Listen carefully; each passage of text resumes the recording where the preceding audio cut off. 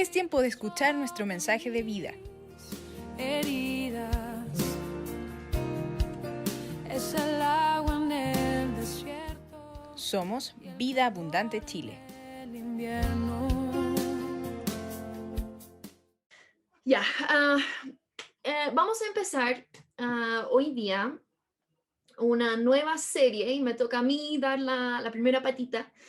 Una serie llamada Conociendo al Dios que adoramos. Así que si vamos a la calle y preguntamos a la gente, ¿quién es Dios?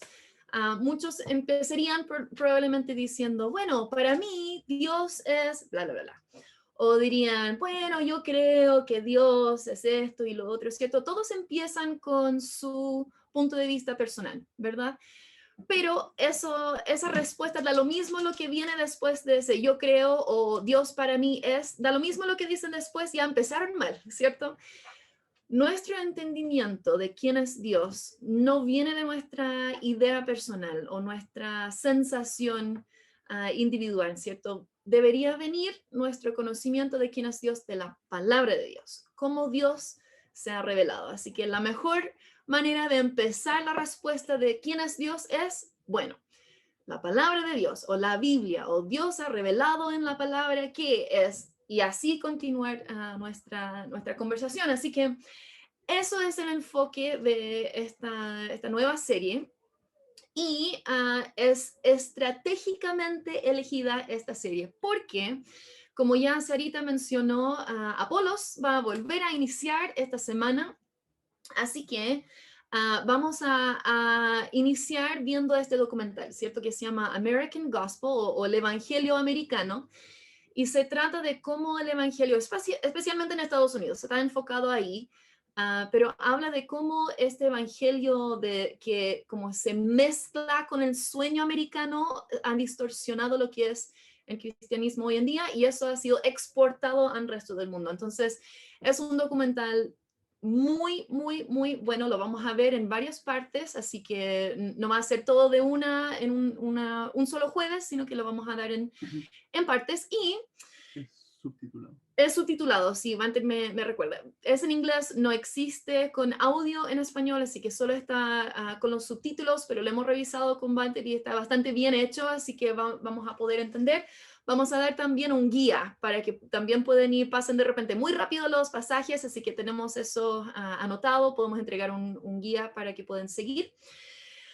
Y todo eso para decir, este inicio para Apolos es porque vamos a enfocarnos en el Evangelio este año. Así que vamos a enfocarnos en qué es el Evangelio realmente, qué no es, cómo ha sido distorsionado de repente. Y no podemos compartir el Evangelio, ¿cierto? No podemos predicar a alguien, no podemos hablar de la salvación si no entendemos qué es el Evangelio y qué es la salvación. Y no podemos entender qué es el Evangelio y la salvación si no entendemos quién es el Dios detrás de este Evangelio, quién es el Dios que nos ofrece esta salvación. Así que por eso estamos hablando de conocer a Dios, porque eso afecta al final nuestra mirada hacia el Evangelio. Así que invitamos a todos que pueden conectarse este jueves. La parte que vamos a ver este jueves va a ser alrededor de 40 minutos aprox, y de ahí vamos a tener un tiempo para conversar. Así que va a durar más o menos el tiempo normal de la clase de Apolos. ¿Ibas a decir algo más? Sí, que aprovechen la cuarentena que no pueden Que salir para, Sí, en vez ya. de ver Netflix, que vean este documental. Exactamente, en lugar de Netflix o ya no podemos ir al cine, ¿cierto? Así que sus palomitas y a ver el documental. Es muy, muy bueno. Así que hoy día, diciendo todo eso, vamos a empezar revisando conociendo al Dios que adoramos. Y hoy día me toca hablar de la santidad de Dios. Nuestro Dios es santo. Así que antes de iniciar la enseñanza en sí, antes de mencionar definiciones, antes de explicar nada, yo quiero que hagamos un ejercicio, ¿ok? Voy a leer el pasaje que podríamos decir que es el pasaje principal hoy día, aunque no es el único pasaje que vamos a ver. De hecho, vamos a indagar mucho más en otros pasajes. Pero este versículo en particular, quiero que lo leemos juntos. Y si tienen hoja y lápiz ahí al lado, quiero que anoten palabras, ideas que asocian con este versículo, ¿ok? Y al final de la enseñanza lo vamos a leer de nuevo y ver cómo ha cambiado o quizás profundizado nuestro entendimiento del pasaje. Así que leemos juntos en Salmo 99, 9. Dice, exalten al Señor nuestro Dios y póstrense ante su santo monte, porque santo es el Señor nuestro Dios. Así que toma un momento, considera, quizás anota al lado palabras que asocias con esto, ¿cierto? Lo voy a leer otra vez. Exaltan al Señor, nuestro Dios, y póstrense ante su santo monte, porque santo es el Señor, nuestro Dios. Así que la gran mayoría, probablemente, igual que yo, cuando empecé a estudiar para esta enseñanza, las palabras que yo hubiese asociado a este pasaje eran palabras como puro, ¿cierto? Dios es puro, Dios es perfecto, es bueno, es sin pecado, ¿cierto?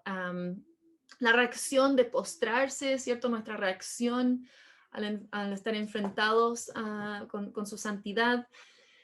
Y todo eso es correcto, es verdad, Dios sí es bueno, es puro, es perfecto, es sin pecado, eso es correcto. Pero lo que vamos a ver hoy día es que la santidad es mucho, mucho más que eso. Y entonces los invito a descubrir conmigo lo que he aprendido esta semana, estos días, estudiando sobre la santidad. Ya ha profundizado mi entendimiento de este pasaje y de otros muy conocidos que vamos a estudiar. Así que vemos primero, partimos con lo clásico. Ya yo soy profesora de lenguaje, de inglés, así que de un idioma, así que siempre al ver una nueva palabra hay que definirlo, ¿cierto? Hay que hablar qué es, qué significa, así que definamos esta palabra santo. Santo viene de la palabra hebrea, kadosh, que puede que en algún momento lo han escuchado por ahí. Y Kadosh se define de varias maneras, tiene muchas aristas, muchas facetas. Y la primera es lo que todos pensamos, lo que normalmente es nuestro primer entendimiento de la santidad. Se trata de la moralidad, ¿cierto? Que Dios, en particular, ¿cierto? Estamos enfocando en la santidad de Dios, no nosotros como pueblo santo, sino Dios y su santidad. Sí habla de su moralidad, que es perfecto, que es sin pecado, que es bueno, ¿verdad? Y eso es lo que en general todos entendemos.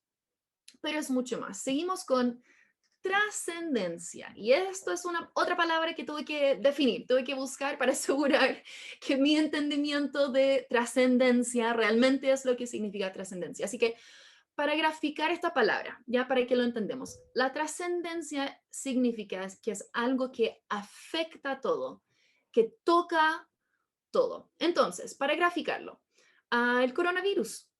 Coronavirus podemos definir como algo trascendente. Es una crisis sanitaria del ambiente de la salud, ¿verdad?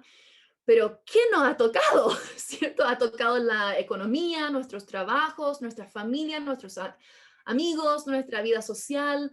Toca todo, se extiende mucho más que solo su ambiente de salud. Así que coronavirus es algo trascendente. Así que la santidad de Dios también indica que Dios es trascendente, que toca todo, no es limitado. También significa que no hay nada igual. La santidad también significa que Dios es sobre todo. Una forma muy simple de verlo no es humano, no es como nosotros. Así que Dios es sobre todo, es el creador, es la fuente de vida, ¿cierto? Podemos imaginar esto casi como el sol, ¿verdad? Para nuestro sistema solar, el sol no es un planeta como donde vivimos nosotros, es otra cosa, es totalmente diferente. Pero nuestro planeta no podría existir, no podría funcionar, no podríamos vivir nosotros si no estuviera el sol. Así que necesitamos esta cosa que es tan diferente, el sol, tan distinto a la tierra, ¿cierto? Y Dios, siendo tan diferente a nosotros, es tan necesario para nuestra vida, es nuestra fuente de vida. Y por último, también la santidad significa apartado, ¿cierto? Entonces, Dios también es apartado de nosotros. Hay una separación porque Él es tan único, tan diferente, tan especial. Similar a esto de que no hay nada igual, ¿cierto? Que es sobre todo. Y esta es la definición que, así como un mensaje, así un punto aparte, es lo que indica cuando la Biblia habla de que nosotros somos santos, ¿cierto? Que nosotros también somos apartados o designados. Esto sería otra palabra que podríamos usar. Cuando pensamos, por ejemplo, en el templo o en el tabernáculo, que vamos a conversar un poco hoy día, hubo utensilios o herramientas que usaban en el tabernáculo, ¿verdad?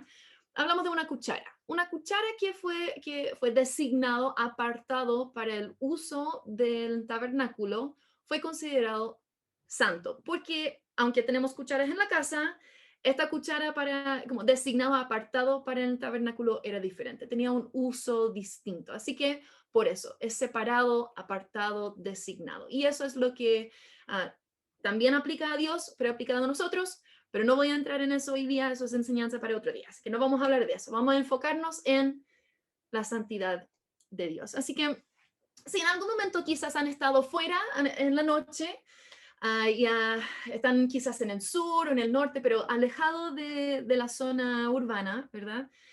Y no hay contaminación de luz, el cielo está despejado. Cuando vemos los cuerpos celestiales, las estrellas, todo lo que puede ver en la noche, en el cielo nocturna, nos hace sentir pequeños y muy frágiles, ¿no es cierto? Si alguna vez han estado en las montañas y están al pie de una montaña enorme, no sé cuál es su reacción, pero mi primer pensamiento es un temblorcito, un pequeño desplazamiento de tierra y nadie más me va a encontrar. Eso muchas veces es mi primer pensamiento ya viviendo en Chile, ¿cierto? Como cuando veo esta montaña tan enorme que me provoca esa sensación de cuán pequeña y frágil soy, una cosita chiquitita y yo hasta aquí nomás llegué. Lo mismo pasa con una cascada de agua, ¿verdad? La fuerza de este agua tan potente, el volumen de agua que pasa por esa cascada. Normalmente alrededor todo está mojado, entonces si uno pisa mal y termina cayendo a ese agua, todo ese volumen, todo ese poder puede ser algo muy peligroso. Esa corriente nos puede llevar lejos rápidamente y sin piedad.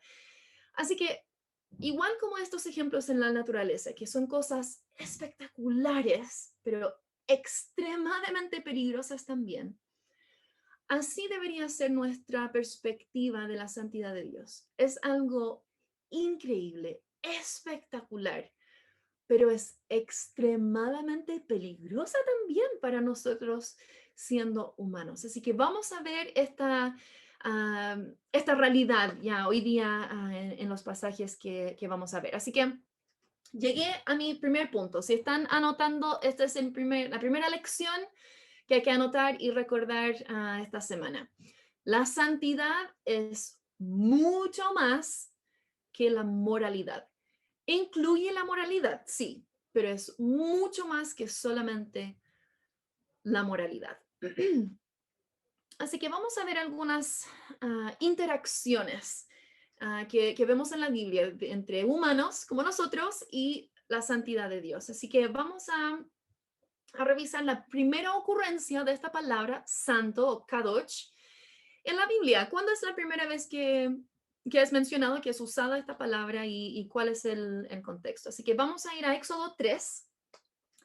Y aquí estamos insertándonos entre medio de la historia de Moisés. Así que podemos recordar que Moisés fue nacido en Egipto, encontrado por la hija de Faraón, crece en el palacio, hay una serie de cosas que pasan y él mata a un hombre y tiene que huir de Egipto. Entonces, él es un fugitivo. Ahora, cuando lo encontramos aquí en Éxodo 3, es un fugitivo, ha sido fugitivo por muchos años ya, viviendo en el desierto de Madián. Y él ahora es pastor de ovejas, así que fue de un príncipe, ¿cierto? Viviendo en el palacio de Egipto, ahora un pastor de ovejas. Así que leemos esta historia aquí en Éxodo 3. Dice, Moisés apacentaba en rebaño de Jetro, su suegro, sacerdote de Madián. Condujo en rebaño hacia el lado occidental del desierto y llegó a Horeb, el monte de Dios. Y el ángel del Señor se le apareció en una llama de fuego en medio de una zarza. Al fijarse Moisés vio que la zarza hervía en fuego, pero la zarza no se consumía. Entonces Moisés dijo, me acercaré ahora para ver esta maravilla, ¿por qué la zarza no se quema? ¿Qué es esta leña nueva? ¿Cierto? ¿Qué es la leña que yo ocupo en la casa se consume? Entonces, ¿qué es esta cosa nueva? Lo quiero ver, lo quiero para mí. El versículo 4 dice, cuando el Señor vio que Moisés se acercaba para mirar, Dios lo llamó de en medio de la zarza y dijo, Moisés, Moisés. Y él respondió, aquí estoy. Entonces Dios le dijo, no te acerques aquí. Quítate las sandalias de los pies, porque el lugar donde estás parado es tierra santa, Kadosh. La primera vez que se ocupa esta palabra en la Biblia. Y Dios añade, dice, yo soy el Dios de tu padre, el Dios de Abraham, el Dios de Isaac y el Dios de Jacob. Entonces Moisés se cubrió el rostro porque tenía temor de mirar a Dios. Así que vemos primero la reacción de Moisés es curiosidad, ¿cierto? Como dije, quizás pensó que era una leña nueva, ¿cierto? Un arbusto, una zarza quema muy intensamente. Si alguna vez lo han echado a una fogata, ¿cierto? Se quema muy intensamente, pero rápidamente se consume. Entonces, yo creo que este fuego probablemente era muy intenso, similar a cualquier otro arbusto que está quemando, ¿cierto? Es muy intenso el fuego, pero en esta ocasión no estaba siendo consumido, ¿verdad? El fuego no estaba haciendo efecto sobre este arbusto, la zarza. Entonces Moisés va con curiosidad y va directo al punto de que Dios se da cuenta, ¿verdad? Que Moisés no va a parar. Entonces Moisés lo llama y dice, Moisés, no te acerques más, no te acerques más. Dios se presenta, se identifica y la curiosidad de Moisés rápidamente se transforma en terror, tiene miedo. ¿Quién puede ser? ¿Qué puede ser este Dios que me está hablando del fuego así? Me imagino la confusión y el miedo incluso de Moisés en este momento. Y en esta historia, el fuego representa la presencia de Dios o la santidad de Dios. Y Moisés no logra llegar hasta este arbusto.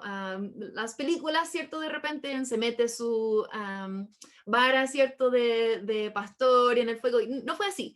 Moisés no logra acercarse a este arbusto que está quemando con la presencia de Dios. Y Dios le dice que quita las sandalias porque el lugar donde está parado, aunque no está al lado de la zarza, no está tocando este fuego, solo el espacio alrededor, la proximidad de la presencia de Dios es tierra santa. Así que tengo aquí una imagen que podemos graficar. Ahí en el centro, la parte más intensa es la santidad de Dios, ¿cierto? Pero ya por fuera, además, es santo. Y esto va a ser muy importante para lo que vamos a ver más adelante. No es solamente la santidad de Dios, esta intensa presencia de Dios donde ocurre esta santidad, sino afecta lo que está alrededor.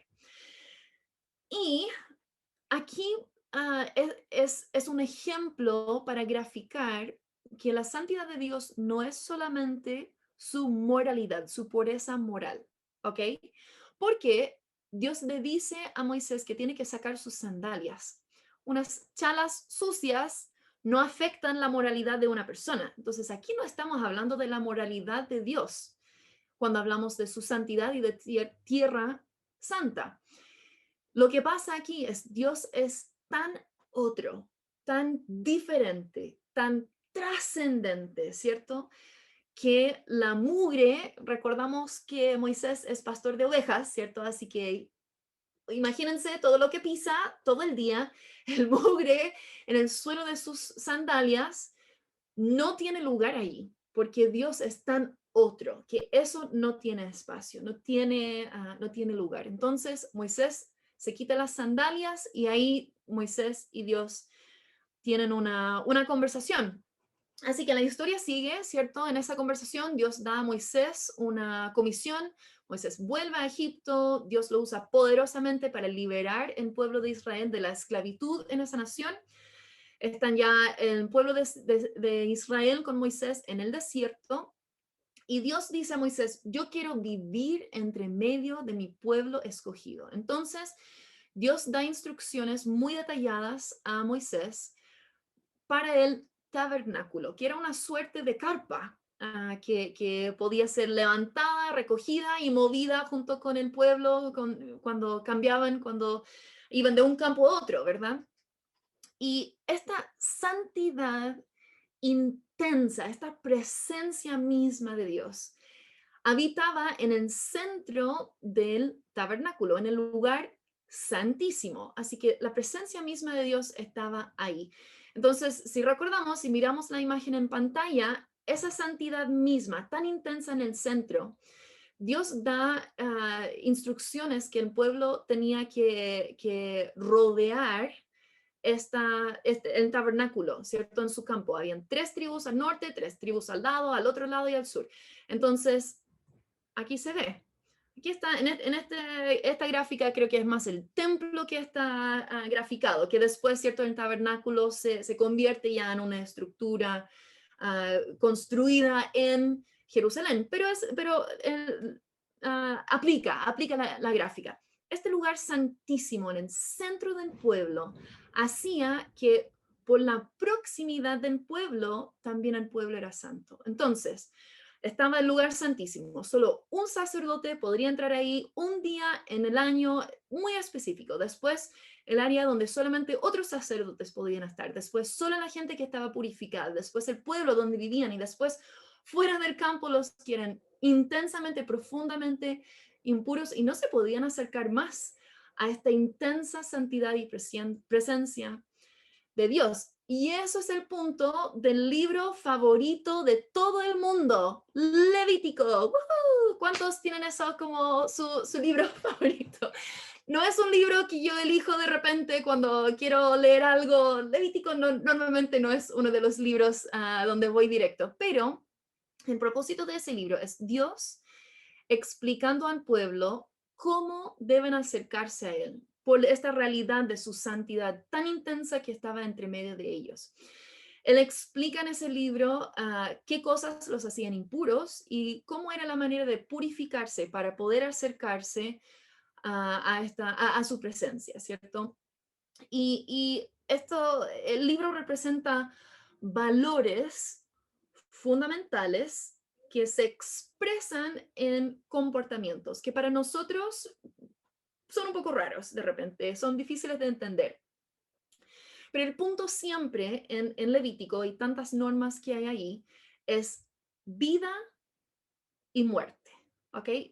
Dios es el creador de vida, su santidad es fuente, ¿cierto? Una fuente de vida, representa todo lo que es vida. Entonces, todo lo que representa la muerte o ha tocado cosas que representan la muerte, no podían acercarse a la presencia de Dios. Entonces, eso es el punto de todo. Entonces, contaminarse era tocar un cuerpo muerto, estar enfermo, incluso la menstruación de la mujer la hacía impuro. Entonces, es importante notar que contaminarse, estar en un estado de impureza, no era necesariamente un pecado. Menstruar no es un pecado, ¿cierto? Es algo muy natural.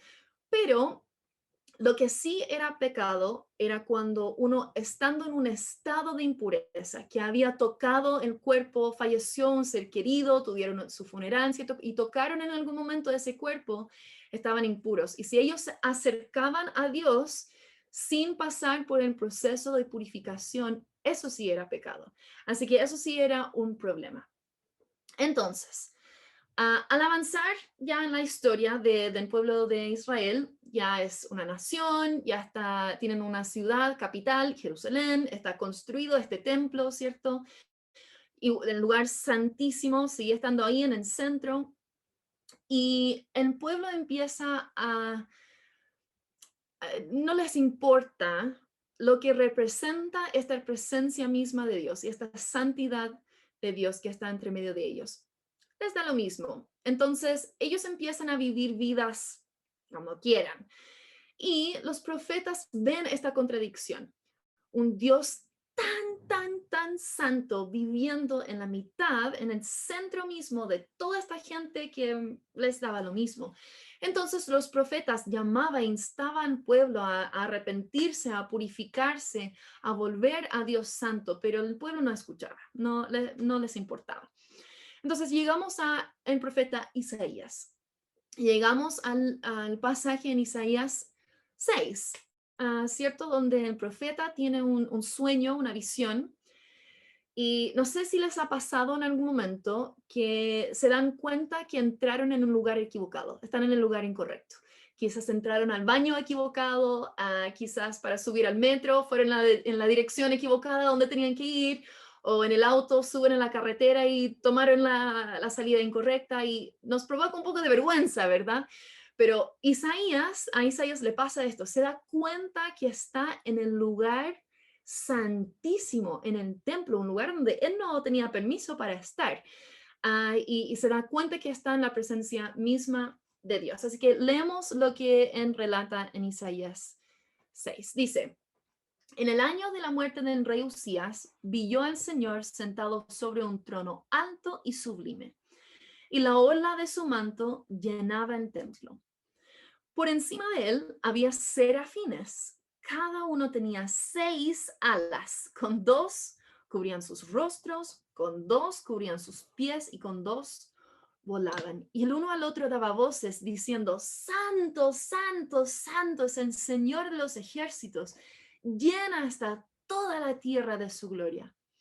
Y se estremecieron los cimientos de los umbrales, ¿cierto? Ahí en el templo, a la voz del que clamaba, y la casa se llenó de humo. Entonces dije, ay de mí, porque perdido estoy. Hay otras versiones que dicen, muerto soy, pues soy hombre de labios inmundos, y en medio de un pueblo de labios inmundos habito, porque mis ojos han visto al Rey, el Señor de los ejércitos. Así que Isaías se da cuenta que está en el lugar equivocado, y para nosotros cuando nos ocurre nos da un poco de vergüenza, pero Isaías entiende que este lugar donde se encuentra, él no tiene permiso para estar ahí, y en el pasado Dios ha dicho, el que entra aquí sin estar purificado, sin ser el sacerdote que tiene que ser, en el día que tiene que ser, muere. Entonces él dice, oh, metí la pata y en grande, ¿cierto? Voy a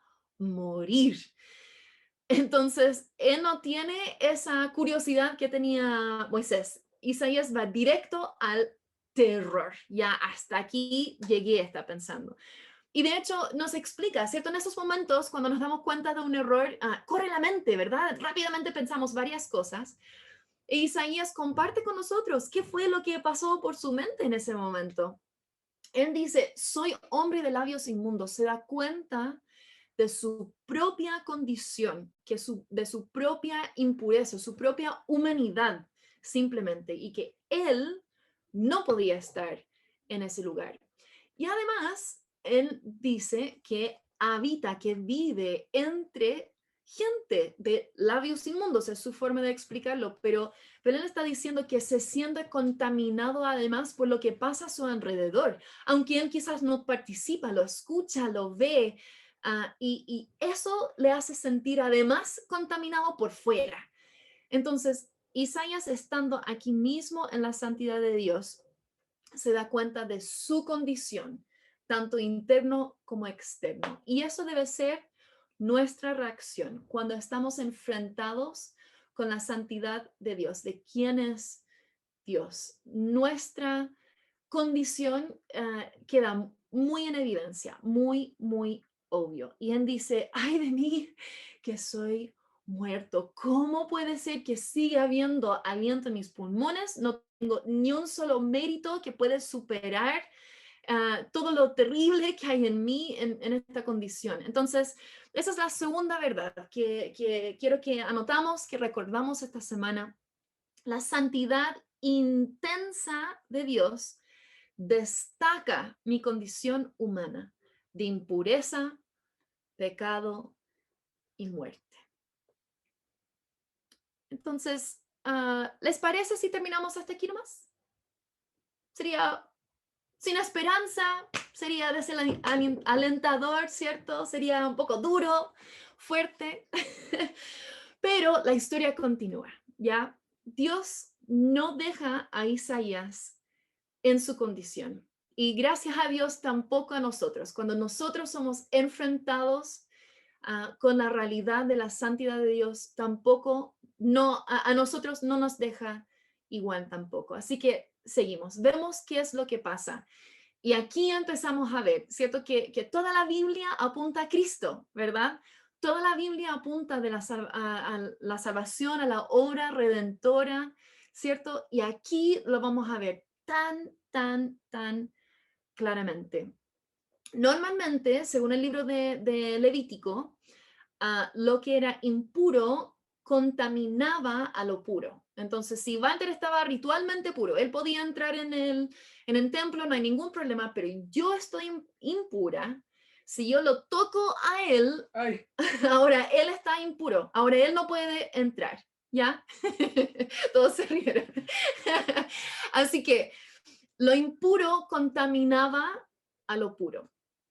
Pero mira lo que pasa con Isaías. Recuerdan, volvemos a recordar, él está asustadísimo. Él se da cuenta, yo no puedo estar aquí, voy a morir. Y mira lo que pasa. Dice Isaías, entonces voló hacia mí uno de los serafines. ¿Se acuerdan cómo se veían estos serafines? No era ni humano ni animal, era una cosa rara, asustador. Ya voló hacia mí uno de los serafines con un carbón encendido en su mano que había tomado del altar con las tenazas. Así que Isaías está pensando, así es como muero. Esta criatura rara me va a matar y me va a quemar con este carbón, ¿ya? Ahí eso es lo que está pasando a Isaías. Pero mira lo que pasa, que en el versículo 7, con el carbón, el serafín tocó mi boca y me dijo, esto ha tocado tus labios y es quitada tu iniquidad y perdonado tu pecado. Entonces, ¿qué es lo que debería haber pasado? El carbón debería haber quedado impuro por la impureza de Isaías, pero el carbón, representando la santidad de Dios, purifica a Isaías, lo perdona, ¿cierto? Lo transforma. Entonces, esa proximidad a Dios, ¿cierto? Lo que está alrededor de la presencia de Dios, la tierra santa que experimentó Moisés y este lugar santo que experimenta Isaías también, provoca una transformación en nosotros. Y bueno, Isaías no dice esto, no lo explica, pero yo tengo que imaginar que un carbón encendido tocando sus labios no pasó piola. Tiene que haber sido dolorosa, incómodo como mínimo, porque la transformación no siempre es grata, no siempre es cómodo, no siempre es rico ser cambiado, ser transformado. Pero eso es lo que hace la santidad de Dios en nuestras vidas como cristianos. Cuando nosotros acercamos nuestras vidas a Dios, su santidad, su bondad, su presencia nos transforma. No siempre es cómodo, pero vale la pena totalmente. Así que esa es la tercera verdad que hay que recordar para esta semana. Acercarnos a la santidad de Dios nos transforma. Entonces la pregunta es, ¿estoy siendo transformado o no me estoy acercando a Dios? Porque es blanco o negro, es uno u otro. O estás siendo transformado o no estás acercándote a Dios. Entonces, voy a volver a graficar esta idea de la santidad y la transformación en un ejemplo más, un pasaje más. Y ahora vamos a incluir a Jesús en este proceso, ¿cierto? Recordamos que Jesús en la tierra era 100% hombre y era 100% Dios. También era 200%, ¿cierto? Él era mucho más de lo que tú y yo somos. Él era la encarnación de Dios y eso significa que la santidad de Dios habitaba en él. Y cada obra, cada milagro que hizo Jesús, que tenemos en registro, ¿cierto? En la Biblia, podemos ver el hilo conductor de la santidad intensa de Dios infundiendo vida, donde había muerte, donde había enfermedad, donde había necesidad. Podemos ver, obviamente hay mucho más pasando en la obra, las obras y los milagros de Jesús, pero eso sí es un hilo conductor, la santidad, infundiendo vida donde no había. Entonces vamos a Marcos 5, vamos a leer la historia de la mujer con flujo de sangre. Ya leemos y después lo voy a explicar, destacar algunos puntos. Dice el versículo 25. Había una mujer que padecía de flujo de sangre por 12 años. Había sufrido mucho a manos de muchos médicos y había gastado todo lo que tenía sin provecho alguno, sino que al contrario había empeorado. Y cuando ella oyó hablar de Jesús, se llegó a él por detrás, entre la multitud, y tocó su manto, porque decía, si tan solo puedo tocar sus ropas, sanaré. Al instante, la fuente de su sangre se secó y sintió en su cuerpo que estaba curada de su aflicción. Enseguida Jesús, dándose cuenta de que había salido poder de él, volviéndose entre la gente, dijo, ¿quién ha tocado mi ropa? Así que pausamos aquí un momento. Sé que sí, el pasaje lo vamos a seguir leyendo, pero hasta aquí nomás tomamos un momento. Recordamos algo. Esta mujer padecía de flujo de sangre, entonces estaba impura. Según el libro de Levítico, ella estaba impura, estaba contaminada. No pecadora necesariamente a causa de eso, pero sí contaminada. Su pecado era por otras cosas, ¿cierto? Pero su enfermedad la hacía contaminada, impura. Entonces, por 12 años, ella había sido ritualmente impura. No se podía acercar al templo, no podía ir a la iglesia, ¿cierto?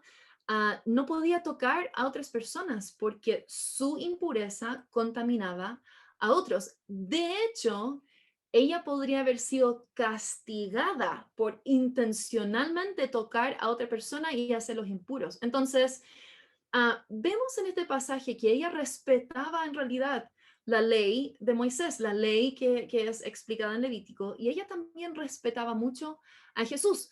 ¿Cómo sabemos eso? Ella está desesperada, sabe que Jesús la puede sanar, pero también sabe que su impureza va a contaminar a Jesús.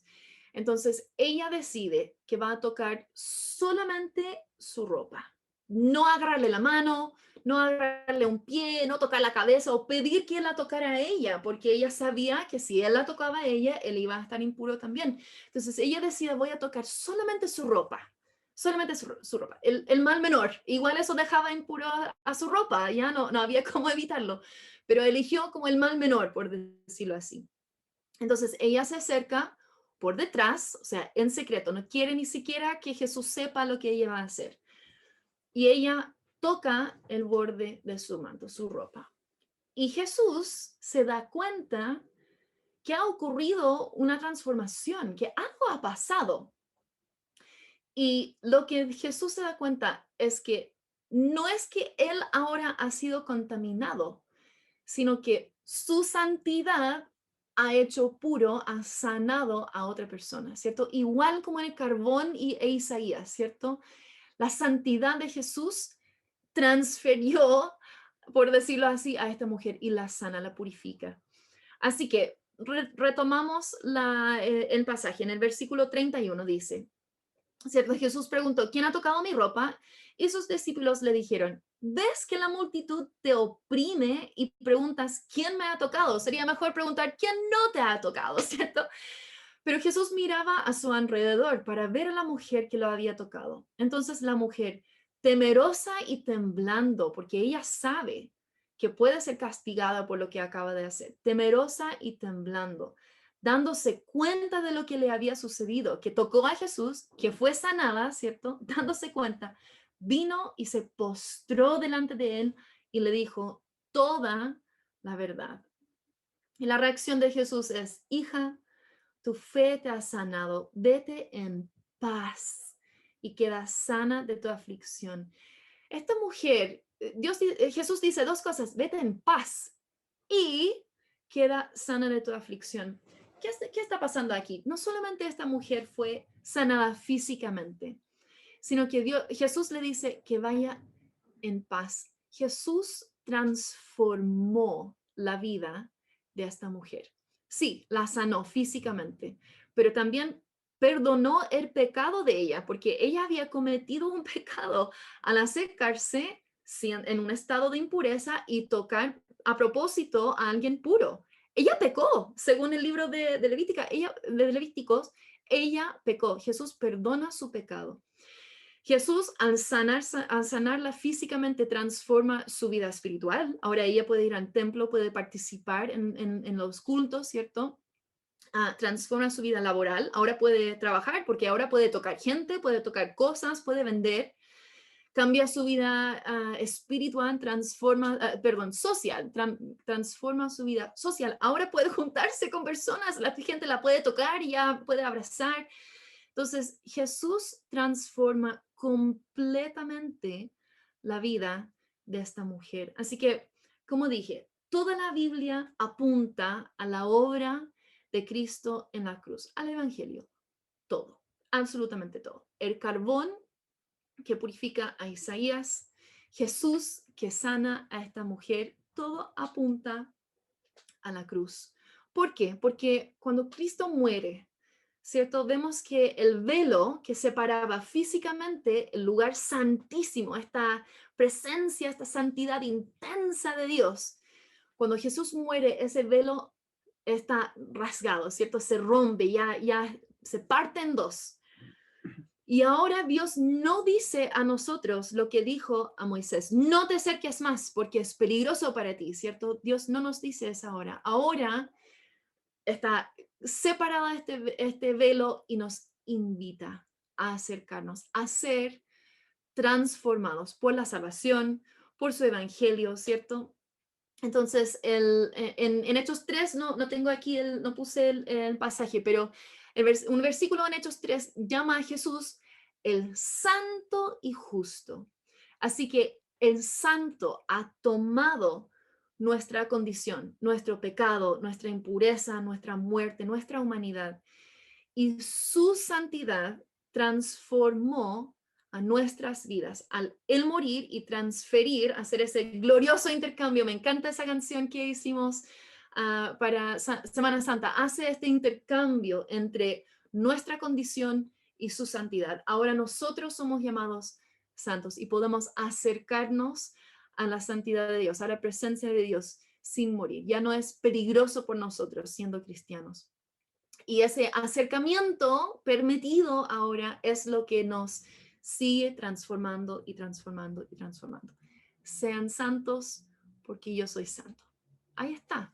Nos acercamos y Él nos transforma, nos hace más y más santos. Así que mi gran pregunta, ¿estás viendo transformación en tu vida? Porque si no, no te estás acercando a Dios. Esa es la realidad. ¿Ha habido una transformación en tu comportamiento, en tus finanzas, en tu familia, tu trabajo, tus actitudes, tu pecado? Hace un par de semanas atrás, Manter abordó esta de nuestra posición política, ¿cierto? Y hay que volver a decir, él dijo en ese momento, y yo voy a repetir, no es que votar de cierta manera es lo único correcto y que todo lo demás es pecado. No es así, sino nuestra forma de abordar nuestras ideologías políticas deben ser alineados a lo que dice la palabra y no la palabra alineándose a nuestras ideologías. Así que eso es una transformación. Cuando la forma en que pensamos políticamente se alinea con lo que dice la Biblia. Eso puede expresarte en maneras diferentes, pero se trata de nuestra forma de abordarlo.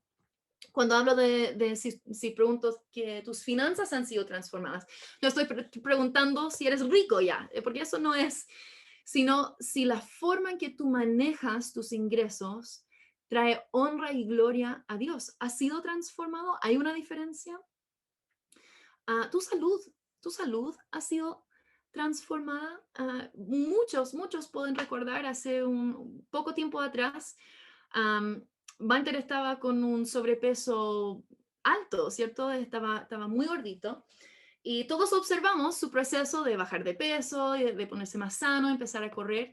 Pero lo que quizás muchos no saben es que estaban viendo un resultado exterior de una transformación espiritual que estaba adentro. Walter llegó al punto de que dijo, yo no puedo pararme delante de la iglesia y hablar de dominio propio, por ejemplo, si es tan obvio que yo no lo tengo. Entonces, fue una transformación interior que tuvo un resultado que todos podíamos observar. Entonces, en tu vida, hay procesos externos y o internos que están demostrando que has sido y estás siendo transformado por la santidad de Dios. Quizás en algún momento hubo, pero eso fue hace mucho tiempo y hoy en día como que no hay tanto, que todo queda igual. Entonces significa que es tiempo para retomar, para acercarte más a esta presencia intensa de Dios. ¿Cómo hacer eso? Leyendo la Biblia, estudiando la Biblia, orando, abriendo y poniendo a disposición cada aspecto de nuestras vidas, diciendo, quizás yo creo que lo estoy haciendo bien, pero Dios enséñame, muéstrame cómo hay que cambiar, transforma toda mi vida y Dios lo va a hacer. Así que terminamos el ejercicio que empezamos al inicio. Ya leemos otra vez el pasaje de Salmos con que empecé y vemos si nuestro entendimiento ha ido profundizando, quizás ha cambiado que cuando empezamos. Dice, exalten al Señor nuestro Dios y póstrense ante su santo monte, porque es santo, trascendente, moral, sobre todo, nada igual es el Señor nuestro Dios. Postrarnos incluso su santo monte, eso no es la presencia misma de Dios, sino es la proximidad, lo que está alrededor de la presencia de Dios. Así que nuestro entendimiento de la santidad de Dios afecta todo. Lo que leemos en la Biblia, lo que entendemos al leer ciertos pasajes, ¿cierto? Así que repasamos también los 3 puntos que les di para recordar y meditar esta semana. La santidad es mucho más que la moralidad. Incluye la moralidad, pero es mucho más que eso. La santidad intensa de Dios destaca mi condición humana de impureza, pecado y muerte.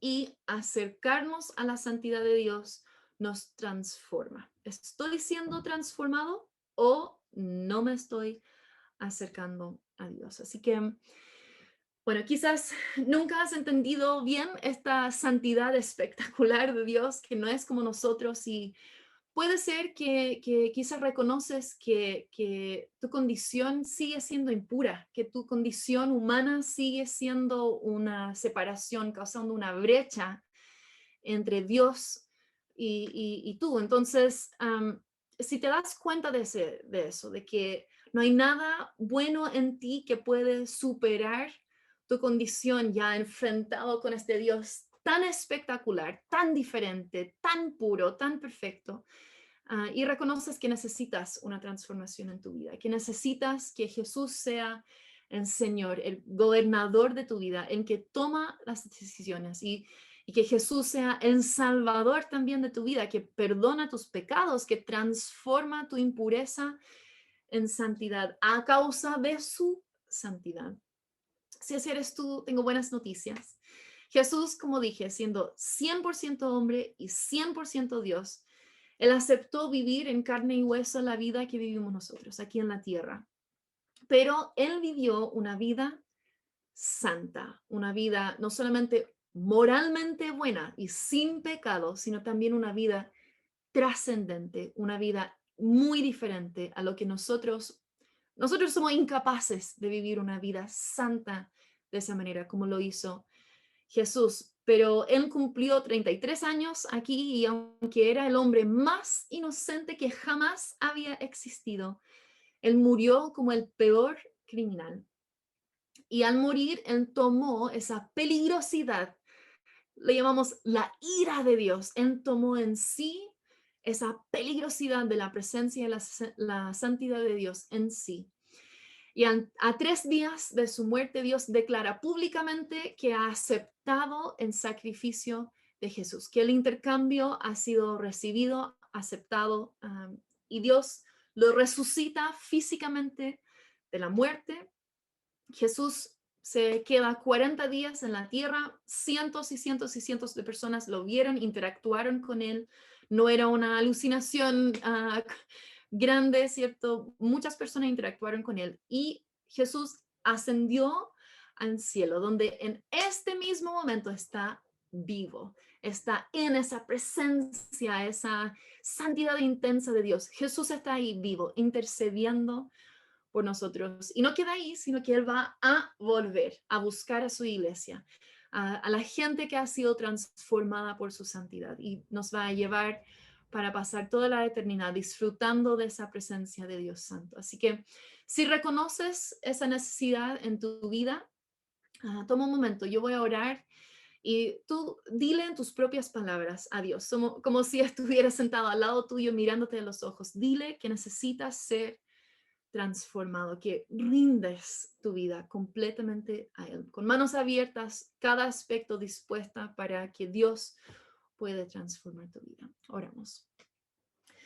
Señor, gracias, muchas, muchas gracias que tú has dado tu palabra a nosotros, que tú te has revelado, Señor, a nosotros quién eres tú, que no tenemos que andar conversando y pensando nuestras opiniones personales, sino que queda tan claro en tu Biblia quién eres tú. Gracias que hoy hemos podido entender y descubrir un poco más sobre lo que tú dices de tu santidad, lo que tú has revelado de tu santidad a nosotros, Señor. Gracias, gracias, que esa santidad que en algún momento era tan, tan, tan peligroso, que gente moría al acercarse incorrectamente.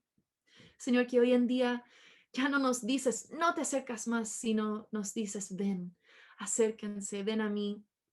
Gracias que en sacrificio de Jesús abrió ese camino, que podemos ser ahora transformados completamente desde adentro hacia afuera, Señor, porque tú has provisto la manera de acercarnos a ti y permitir que tu santidad, tu bondad, tu perfección, tu trascendencia, Señor, nos cambie de una manera tan radical, Señor.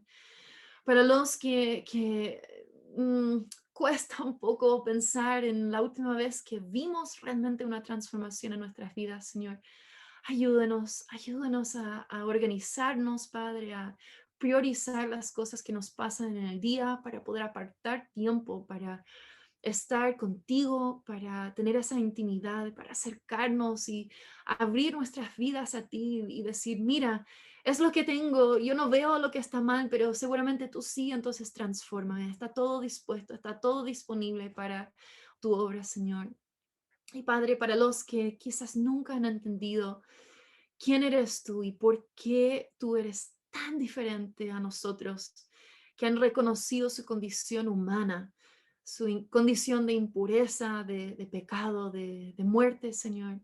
Para los que recién han entendido su condición, Padre, que tu gracia los rodea en este momento, Señor, que entiendan lo que ha sido la obra redentora de Cristo en la cruz, para que ellos puedan acercarse a ti, Señor, el día de hoy. Te amamos, Dios, te damos gracias por la oportunidad de aprender de ti juntos, Señor, y gracias por siempre, siempre revelarte más y más y más a nosotros. Y es en el nombre de Jesús oramos. Amén.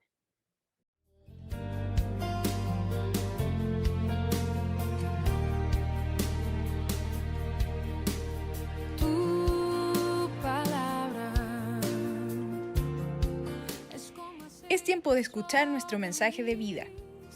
heridas, es el agua en el desierto. Somos Vida Abundante Chile. El invierno